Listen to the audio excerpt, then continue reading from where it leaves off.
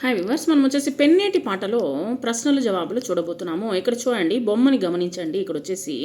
ఇక్కడ చుట్టూ కొండలు ఉన్నాయి, ఇల్లులు ఉన్నాయి. వాటి గురించి మనము తెలుసుకుందాము. చిత్రంలో మీకు ఏమేమి కనిపిస్తున్నాయి, చిత్రంలో ఎవరెవరు ఏమేమి చేస్తున్నారు అనేటువంటి దానికి జవాబు చూద్దాం. చిత్రంలో ఇంద్రధనస్సు, మేఘాలు, కొండల మధ్య నుండి వాగు, చెట్లు, కాడి ఎడ్లు, తర్వాత వచ్చేసి చిన్న గ్రామము, రైతు, తర్వాత వచ్చేసి పశువులు, ఆడుకుంటున్నటువంటి పిల్లలు, గంప తలకెత్తుతున్నటువంటి ఆడమనిషి, తర్వాత వచ్చేసి పక్షులు కనిపిస్తూ ఉన్నాయన్నమాట ఈ యొక్క చిత్రంలో ఎవరెవరు ఏమేమి చేస్తున్నారు అంటే, చిత్రంలో ఒక ఆడమనిషి తలపైన గంప పెట్టుకొని గంపలో పండ్లని పెట్టుకొని వెళుతూ ఉంది.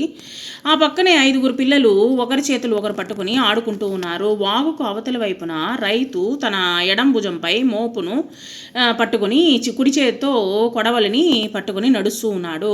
జోడెద్దులు మెడపైన కాడి వేసి రైతు వంతెన దాటిస్తూ ఉన్నాడు. పక్షులు స్వేచ్ఛగా ఎగురుతున్నాయి.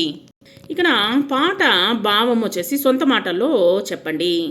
ఇది రాయలసీమలోని పెన్నేటి పాట. ఇక్కడ నివసించేటువంటి కోటి గొంతుల కిన్నెర వీణాలు తీగలను మీటుకుంటూ తర్వాత కోటి గుండెల కంజరులను మోగిస్తూ మీకు పెన్నేటి పాటను వినిపిస్తాను అంటున్నారు కవి అనమాట. ఏది ఇక్కడ ప్రవహించేటువంటి పెన్న, ఏది కనిపించదే పినాకిని, ఇదే పినాకిని, ఆ మహాసముద్రము ఇప్పుడు లేదు, ఈ ఎండిపోయినటువంటి ఇసుక నేలమే ఈ పినాకిని, ఏది ఆ నీరు, ఆ హోరు, ఆ ప్రవాహము, ఇదే ఆ నీరు, ఆ హోరు, ఆ ప్రవాహము, ఓ తమ్ముడా నిదానించినాడు హృదయము చీల్చుకుపోయేటువంటి బాధ కలిగించేటువంటి ఒట్టి ఎడారి ఇదే, కుండపోతగా వర్షం కురిసినా ఇట్టే పట్టుకుని 10 రోజులలో ఈ ఇసుక సందుల బొక్కసాల్లోకి ఇంకిపోతుంది. నిశ్శబ్దంగా నేల అడుగు పొరల్లో నడుస్తుంది. కానీ ఈ ఏటి నీటిలో కమ్మదనం ఉంటుంది. దోసిలితో తీసి ఒక్కసారి పుక్కిలిస్తే చాలు ఆ యొక్క పుట్టుకకు సార్థకత ఏర్పడుతుంది. మనసులో కల్మషం పోయి నిష్కలమత్వం అనేటువంటిది అబ్బుతుంది. అలాంటిది ఇంతమందిని కన్న తల్లి, ఇంత మంచి పెన్న తల్లి ఎందుకు ఇలా మారిపోయిందో, ఎందుకు ఇలా ఎండిపోయిందో తమ్ముడు, ఇదే పెన్న పాట అనేటువంటిది ఇక్కడ మనకు చెప్తున్నారన్నమాట. మీకు తెలిసిన నది, తర్వాత సెలయేరు, చెరువు, కాలువల గురించి ఏదైనా చెప్పండి. నాకు తెలిసినటువంటిది కృష్ణానది భారతదేశంలో అతిపెద్ద పొడవైనటువంటి నదుల్లో 3వది అనమాట. దక్షిణాది భారతదేశంలో 2వ పెద్ద నది. నీటి ప్రవాహము పరంగా చూసినట్లయితే కృష్ణానది మన దేశంలో 4వది. తెలుగు ప్రాంతము వారు కృష్ణానదినే కృష్ణవేణి అని కూడా పిలుస్తారు. ఈ నది మహాబలేశ్వరములో పుట్టి హంసం దీవి దగ్గర సముద్రంలో కలుస్తుంది. పుట్టిన ప్రదేశము నుండి తనలో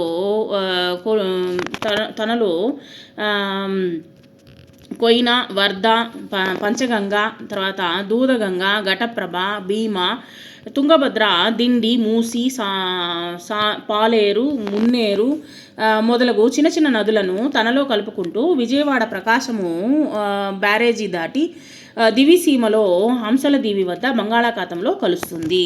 సో కృష్ణానది పరివాహక ప్రాంతము సారవంతమైనటువంటి సకల మానవాళికి అన్నదాత అయినది. అంటే ఈ యొక్క చుట్టుపక్కల ప్రాంతాలు వచ్చేసి పంటలను బాగా పండించుకుంటారు అనేటువంటిది దీని అర్థం అనమాట. చదవడము, వ్యక్తపరచడము. ఈ యొక్క గేమ్లో వచ్చేసి గేమ్ ఆధారంగా ప్రాసపదాలను గుర్తించండి, రాయండి.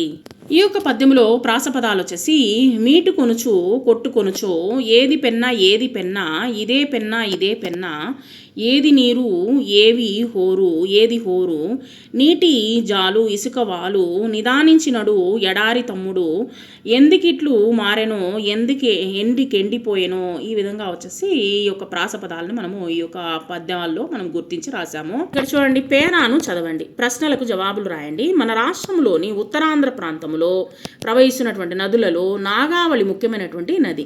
ఇది ఒడిశా రాష్ట్రంలో ప్రారంభమవుతుంది. నాగావళి నది మీద తోటపల్లి, నారాయణపురం వద్ద నీటిపారుదల ప్రాజెక్టులను నిర్మించారు. శ్రీకాకుళం దగ్గరలోని కల్లేపల్లి వద్ద నాగావళి బంగాళాఖాతంలో కలుస్తుంది. శ్రీకాకుళము పట్టణ ప్రజలకు ఈ నది ద్వారా తాగునీటి అవసరాలు తీరుతాయి. సో ఇక్కడ పారాగ్రాఫ్ను ఉపయోగించి ప్రశ్నలు అడుగుతున్నారు. ఆ యొక్క ప్రశ్నలకు సమాధానాలు చూద్దాము. నాగావళి నది ఏ ప్రాంతానికి చెందినది? సో నాగావళి నది ఒడిశా ప్రాంతానికి చెందినది. నాగావళి ఎక్కడ బంగాళాఖాతంలో కలుస్తుంది? నాగావళి నది శ్రీకాకుళం కల్లేపల్లి వద్ద బంగాళాఖాతంలో కలుస్తుంది. నదుల వల్ల మీకు కలిగేటువంటి ఉపయోగాలు ఏమిటి? నదుల వల్ల మనకు తాగునీరు, సాగునీటి అవసరాలు తీరుతాయి. ఇక్కడ క్రింది లేఖను చదవండి, ప్రశ్నలు తయారు చేయండి. ఇక్కడ వచ్చేసి గూటాల తేదీ, తర్వాత పత్రికా సంపాదకులకు నమస్కారములు అని ఇక్కడ ఇవ్వడం జరిగింది. మా ఊరు అడవికి దగ్గరగా ఉంటుంది, పక్కనే గోదావరి నది. ఈ మధ్య రహదారుల విస్తరణ కోసమని పెద్ద పెద్ద చెట్లను నరికేశారు. గోదావరి నానా చెత్తాచెదారం వేసి కలుషితం చేస్తూ ఉన్నారు. ఇలా విచక్షణ లేకుండా పర్యావరణాన్ని పాడు చేస్తే భవిష్యత్ తరాలకు తాగడానికి స్వచ్ఛమైనటువంటి నీరు దొరకదు, పీల్చడానికి స్వచ్ఛమైనటువంటి గాలి ఉండదు. అడవులు, నదుల రక్షణ మన జీవన విధానంలో భాగం కావాలి.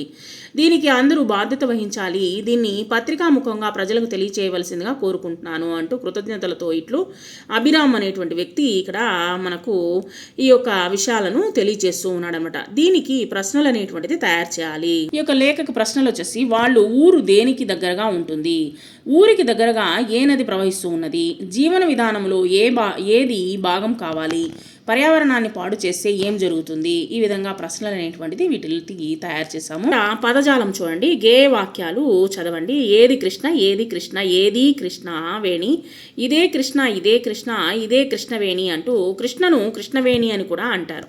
ఇలాగే గోదావరిని గౌతమి అని అంటారు, గంగను భాగీరథి అని కూడా అంటారు. వీటిని ఉపయోగించి మీరు గేయ వాక్యాలు రాయండి. సో ఇక్కడ వచ్చేసి ఒకటి ఇచ్చేస్తున్నారు కాబట్టి మనము ఏది గౌతమి, ఏది గౌతమి, ఏది గోదావరి, ఇదే గౌతమి, ఇదే గౌతమి, ఇదే గోదావరి. తర్వాత ఏది గంగా, ఏది గంగా, ఏది భాగీరథి, ఇదే గంగా, ఇదే గంగా, ఇదే భాగీరథి అంటూ మనము వాక్యాలు అనేటువంటిది తయారు చేసాము. తర్వాత ఈ క్రింది ప్రశ్నలకు జవాబులు అనేటువంటిది రాయండి. కవి పెన్నా పూర్వ వైభవము గురించి ఏమని ప్రశ్నించాడు? ఇక్కడ కవి పెన్నా పూర్వ వైభవం గురించి ఏమని ప్రశ్నించాడు అన్నప్పుడు, ఏది పెన్నా, ఏది పెన్నా, ఏది పినాకిని, ఏది నీరు, ఏది హోరు, ఇది నీటి జాలు అని కవి పూర్వ వైభవాన్ని ప్రశ్నించాడు. పెన్నా నీటిని కవి ఎలా వర్ణించాడు? కుండపోతలుగా వర్షం కురిసిన ఇట్టే పట్టుమని 10 రోజుల్లోనే ఈ ఇసుక సందుల్లోని బొక్కసాల్లో ఇంకిపోతుంది. నిశ్శబ్దంగా నేల అడుగు పొరల్లో నిద్రిస్తుంది. కానీ ఈ ఏటి నీటిలో కమ్మదనం ఉంటుంది. దోసిలితో తీసి ఒక్కసారి బుక్కులిస్తే చాలు పుట్టుకకు సార్థకత అనేటువంటిది ఏర్పడుతుంది అని కవి పెన్నను వర్ణించాడు. నదులలో నీళ్లు లేకపోతే ఏమవుతుంది? నదులలో నీళ్లు లేకపోతే త్రాగునీరు అనేటువంటిది కష్టమవుతుంది, సాగునీరు అనేటువంటిది కష్టమవుతుంది. త్రాగడానికి నీరు లేకపోతే మనిషి జీవించడం కష్టమవుతుంది. సాగునీరు లేకపోతే రైతులకు పంటలు అనేటువంటి పండించడము కష్టమవుతుంది. పంటలు పండకపోతే మనిషికి తిండి కరువు అవుతుంది, మనిషి జీవించడం కష్టమవుతుంది. కనుక నదులలోని నీళ్లు జీవాధారము మనిషికి. సృజనాత్మకంగా ఒక గోడ పత్రికను ఇవ్వడం జరిగిందనమాట. ఇవి ఎక్కువగా వచ్చేసి గవర్నమెంట్ ఆఫీసుల్లో వీటిని ఎక్కువగా ఉపయోగిస్తుంటారు. గ్రామ ప్రజలకు విజ్ఞప్తి, గ్రామ ప్రజలారా జాగ్రత్త పడండి, నీటిని పొదుపుగా వాడండి, నీటిని వృధాను అరికట్టండి అంటూ మనకు ముఖ్యమైనటువంటి విషయాలు గ్రామ పంచాయతీ ద్వారా మనకు చెప్తూ ఉన్నారు. నీరు మన ప్రాణాధారము, ప్రతి నీటి చుక్క విలువైనది, దాన్ని వచ్చేసి వృధా చేయకూడదు, నీటిని పొదుపుగా వాడుకుందాము, మన అవసరం మేరకు మాత్రమే నీటిని వినియోగిద్దాము. నీరు ఎక్కడైనా పంపుల ద్వారా, కుళాయిల ద్వారా వృధా అవుతుంటే వెంటనే మీరు మున్సిపాలిటీ లేదా పంచాయతీ వారికి తెలియచేయండి, లేదా మీరు కాస్త కట్టివేసేసేయండి. ఆ క్షణంలో వచ్చేసి కుళాయి నీరు వదిలేసి పనులు చేయకండి. బకెట్లో పట్టుకొని నీటిని వాడండి, వాడుకున్నటువంటి నీటిని మొక్కలకు మళ్లించండి. ఈ విధంగా గ్రామ పంచాయతీ రావులపాలెం వారు ప్రజలకు విజ్ఞప్తి అనేటువంటి తెలుపుకోవడం జరిగిందనమాట. నీటిని వృధా చేయవద్దు అని మనకు చెప్తూ ఉన్నారనమాట. తర్వాత నేడు ప్లాస్టిక్ సంచుల వల్ల కాలుష్యం అనేటువంటి పెరుగుతుంది. దానికి బదులుగా కాగితము, జనపనార సంచుల వినియోగపు అవసరాన్ని తెలియజేస్తూ ఇదే విధంగా గోడ పత్రికను తయారు చేయండి. పేపర్లో వచ్చేసి ఒక చదరస్రపు ఆకారాన్ని గీసుకోండి. గీసిన తర్వాత గ్రామ ప్రజలకు విజ్ఞప్తి ఏమని చెప్తున్నారు? ప్లాస్టిక్ సంచులు నివారిద్దాము, కాలుష్యాన్ని అరికడదాము. ప్లాస్టిక్ సంచులు ప్రాణహానికి తర్వాత కారణమవుతున్నాయి, వాతావరణ కాలుష్యానికి కారణమవుతున్నాయి. తెలిసి తప్పు చేస్తున్నాము, భవిష్యత్తులకు ముప్పు తెస్తున్నాము. మట్టిలో కలిసిపోయేటువంటి ప్లాస్టిక్ సంచులు ఉపయోగిద్దాము, జగతికి మేలు చేద్దాము.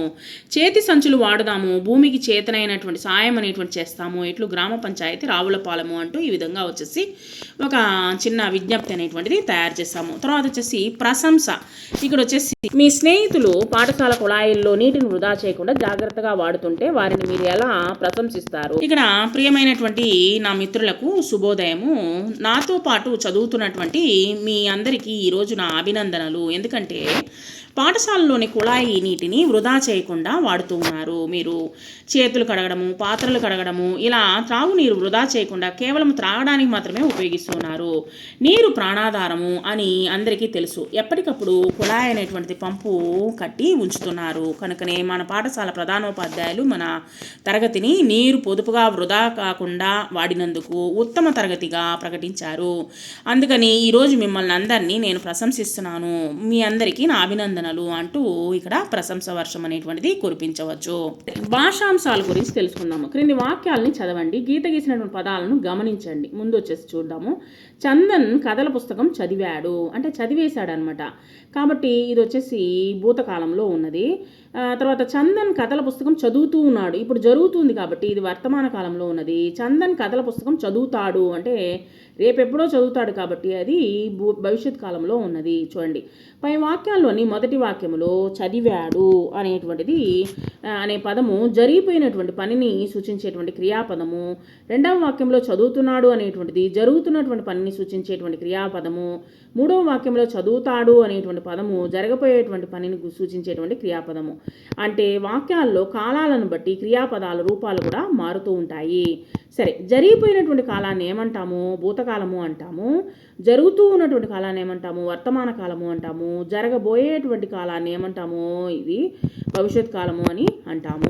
ఇంతవరకు మీరు చదివినటువంటి పాఠాల ఆధారముగా క్రింది పట్టికను పూరించండి. వాటితో వాక్యాలు అనేటువంటిది రాయండి. భూతకాలంలో కొన్ని వాక్యాలు రాద్దాము. జీవం పోశారు, వారు కళలకు జీవం పోశారు. మలచినావు, మనిషిని మనిషిగా మలచినావు. తర్వాత చేస్తున్నాయి, రకరకాల విన్యాసాలు చేస్తున్నాయి. పారుతున్నాయి, కొన్ని నీటి పాయలు పారుతున్నాయి. వేస్తున్నాడు, సూర్య ఇంటికి తాళం వేస్తున్నాడు. ఈ విధంగా వచ్చేసి భూతకాలము, వర్తమాన కాలం చూసాం.